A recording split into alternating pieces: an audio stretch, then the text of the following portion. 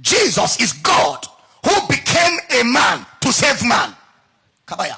Jesus is not the errand boy of God.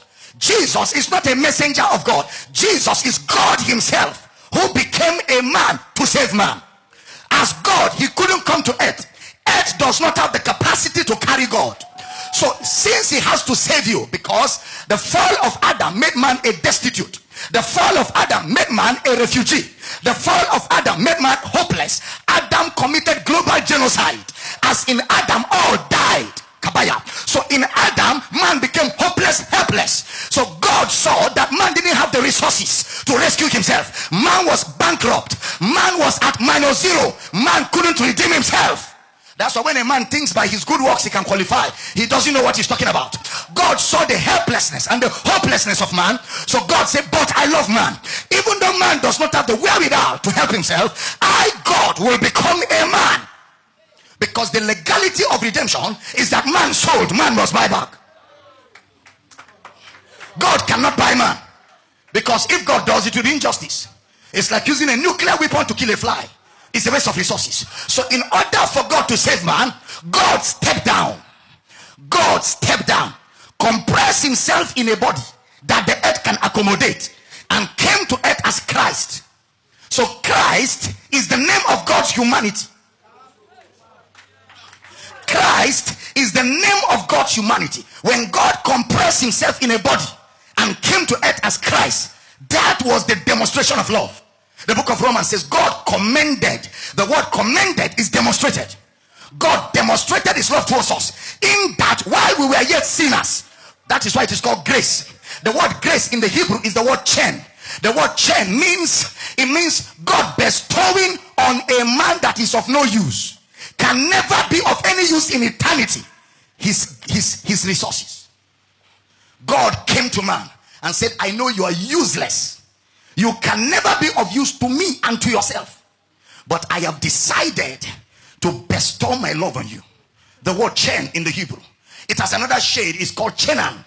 That is graciousness. It has another shade. It is called chesed. That is loving kindness. So chen, chenan, chesed. When the Hebrew writers transliterated that word into Greek, it is the word charis or charisma. Charis or charisma. The Greek philosophers, people like Plato, who were the inventors of those words in Greek, because Greek is older than English. English is just about 1,000 years now, 800 to 1,000 years. So when the Bible was written, the language that was available was the Hebrew and the Greek. The reason why we use Hebrew and Greek in teaching is not to show off. It's because there are certain ingredients of understanding that you cannot come by till you go to the original language in which it was communicated. Sometimes even in helping yourself to express yourself, English fails you. You use vernacular. Because vernacular is more rooted than English. English is too surface. I'm talking now. So that's why sometimes we go to the original to bring out certain ingredients. Now, Greek and Hebrew are human languages. The Bible was not written in a spiritual language. The Bible was written in human language. That means there were people who were using that language before it was used to write the Bible. Now, those people that use the language, like the Greek philosophers who gave us charis and charisma. The word charis was used in forgiving a debtor. When people like philosophers, the philosophers like Plato used the word charis, it was using to write a note or to look at a man that owes you. And you say to the man, even if I sell you and sell the things you have, you can never pay for what you owe. So I have decided to bestow my charis on you. That is, I have decided out of the riches of my resources to release you and forgive you. Not only forgive you, give you a little to help you start. So when we say God commended his love, what it means is God came to us. God came to us. We didn't reconcile with God. To reconcile means you and God sat on the table and you brought terms and discourse and negotiated reconciliation. We didn't reconcile with God. God reconciled us. God reconciled us by himself. He took the initiative and came to us who offended him and said, whatever you have done, I have overlooked it on the basis of a third party. I have not overlooked what you have done. I am not overlooking what you have done, because that would be injustice. I'm a just God. But I have overlooked what you have done on the basis of a third party. What it means is the punishment I will have put on you, you don't have the capacity for it. So somebody has carried it. So the question is, does God overlook sin? No. What does he do to sin? He punishes. On whom? On himself. He punishes man's sin on himself, because nobody else can take the weight of the punishment. So he put it on himself. How? He dies your death. How? First of all, he changes shape and location. The Greek word is ginomai. Ginomai means God stood up, and God walked out of God, and God looked at God, and God said to God, you stay, I go. But in going, I change shape, and I squeeze myself into mortality. Why? So that I can be punished. If God had come as God, nobody can kill him. You can't even touch him. So in order for him to be touched, he put on mortality. Walk the face of the earth like an ordinary man. That's the price of redemption.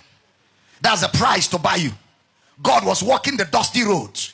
God slept in the midst of mosquitoes. He ate what man eats, and he went through what man goes through. Why? Love. Love. Surpassing love. Love that passeth human understanding. It means human understanding can't comprehend it, but revelation knowledge will unveil it.